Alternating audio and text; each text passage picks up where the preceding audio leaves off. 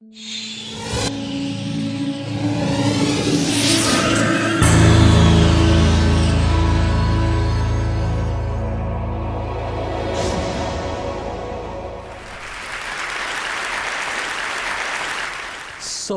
what does the happiest man in the world look like? I mean, certainly doesn't look like me, right? He looks like this. His name is Matthew Ricard. So, how do you get to be the happiest man in the world?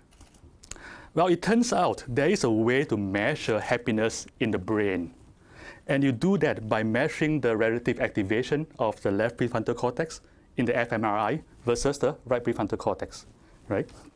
And Matthew's happiness measure is off the charts.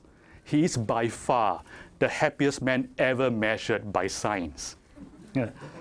Which leads us to a question.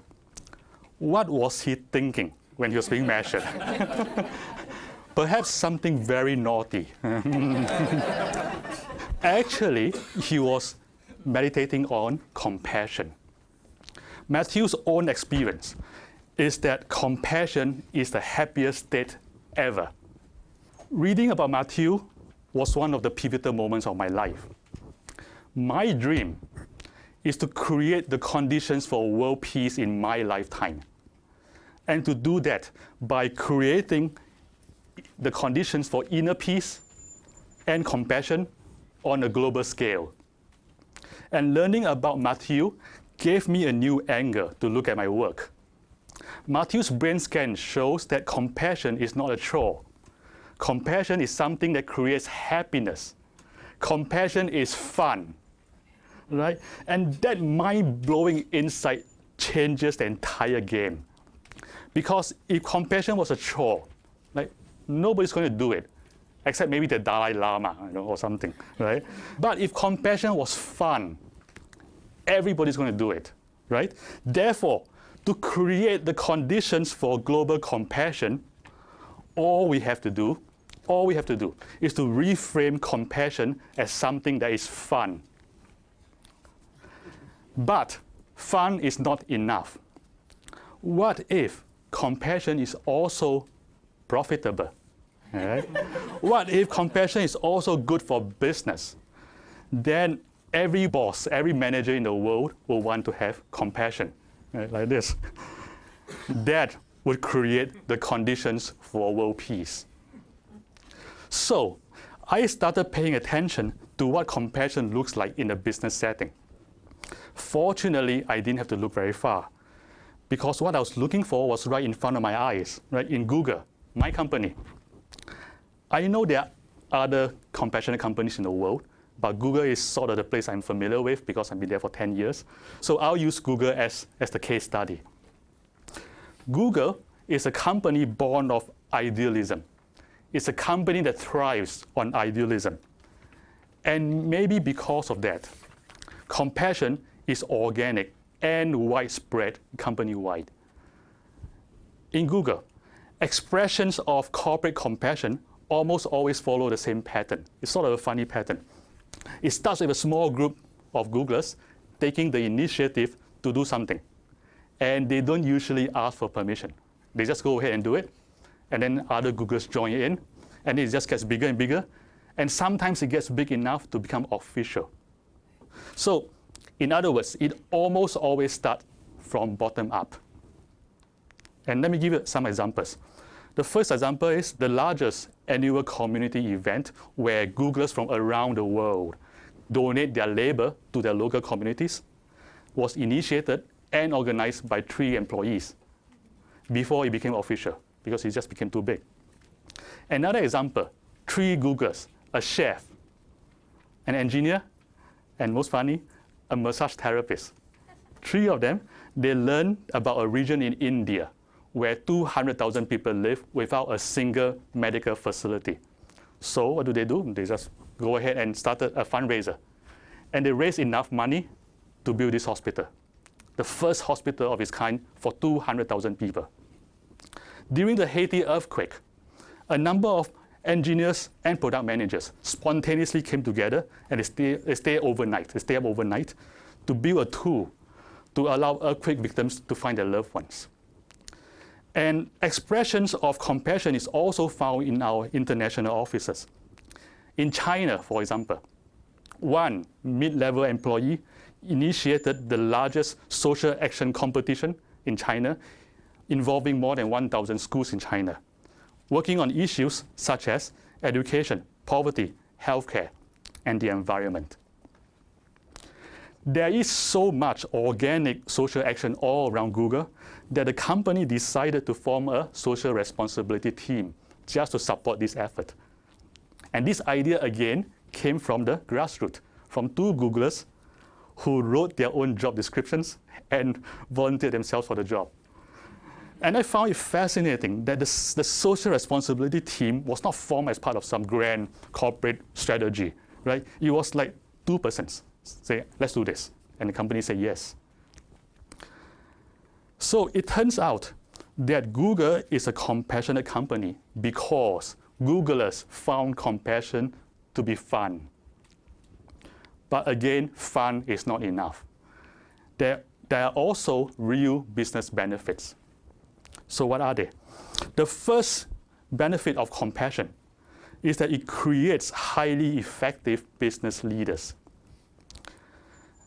What does that mean? There are three components of compassion. There is the affective component, which is I feel for you. There is the cognitive component, which is I understand you. And there is a motivational component, which is I want to help you. So what has this got to do with business leadership?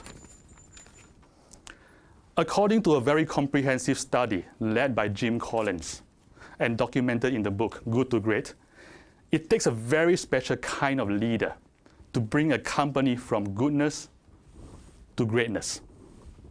And he calls them level 5 leaders. These are leaders who, in addition to being highly capable, possess two important qualities, and they are humility and ambition. These are leaders who are highly ambitious for the greater good. And because they're ambitious for greater good, they feel no need to inflate their own egos.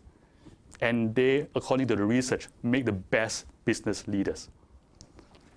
And if you look at these qualities in the context of compassion, we find that the cognitive and affective components of compassion, understanding people and empathizing with people, inhibits, tones down what I call the excessive self-obsession that's in us, therefore creating the conditions for humility. The motivational component of compassion creates ambition for greater good. In other words, compassion is the way to grow level 5 leaders. And this is its first compelling business benefit. The second compelling benefit of compassion is that it creates an inspiring workforce. Employees mutually inspire each other towards greater good. It creates a vibrant, energetic community where people admire and respect each other. I mean, like you come to work in the morning, right? And you work with 3 guys who just up and decide want to build a hospital in India. Right? It's like, how can you not be inspired by those people, your own co-workers? So this mutual inspiration promotes collaboration, initiative, and creativity. It makes us a highly effective company. So having said all that, what is the secret formula for brewing compassion, in the corporate setting? In our experience, there are 3 ingredients. The first ingredient is to create a culture of passionate concern for the greater good. So always think, how is your company and your job serving the greater good? Or how can you further serve the greater good? This awareness of serving greater good is very self-inspiring, and it creates fertile grounds for compassion to grow in. That's one. The second ingredient is autonomy. So in Google, there's a lot of autonomy. And one of our most popular managers joked that, this is what he says, Google is a place where the inmates run the asylum. And he considers himself one of the inmates. if you already have a culture of compassion and idealism, and you let your people roam free, they will do the right thing in the most compassionate way. The third ingredient is to focus on inner development and personal growth. Leadership training in Google, for example, places a lot of emphasis on the inner qualities such as self-awareness, self-mastery, empathy, and compassion. Because we believe that leadership begins with character. We even created a 7-week curriculum on emotional intelligence, which we jokingly call Search Inside Yourself. Yeah, it is less naughty than it sounds. So I'm an engineer by training, right? But I'm one of the creators and instructors of this course, which I find kind of funny, right? Because this is a company that trusts an engineer to teach emotional intelligence. So what a company. So search inside yourself. How does it work?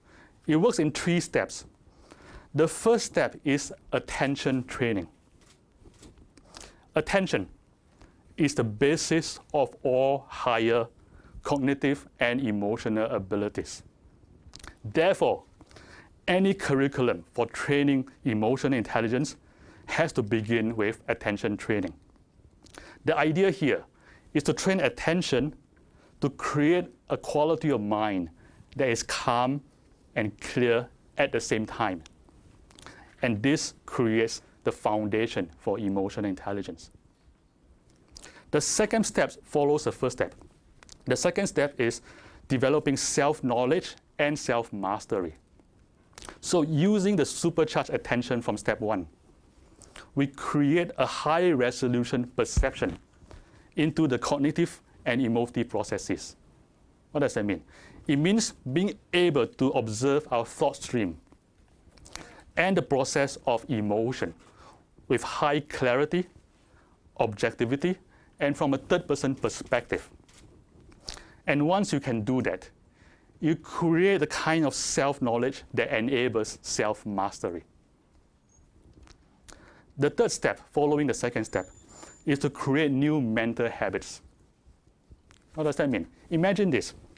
Imagine whenever you meet any other person, anytime you meet a person, your habitual, instinctive first thought is, I want you to be happy. I want you to be happy. Imagine you can do that. Having this habit, this mental habit, changes everything at work. Because this goodwill is unconsciously picked up by other people. And it creates trust. And trust creates a lot of good working relationships. And this also creates the conditions for compassion in the workplace. Someday, we hope to open source Search Inside Yourself, so that everybody in the corporate world will at least be able to use it as a reference. And in closing, I want to end the same place I started, with happiness. I want to quote this guy, the guy in robes, not the other guy, the Dalai Lama, who said, if you want others to be happy, practice compassion. If you want to be happy, practice compassion. I found this to be true both on the individual level and at the corporate level. And I hope that compassion will be both fun and profitable for you too. Thank you.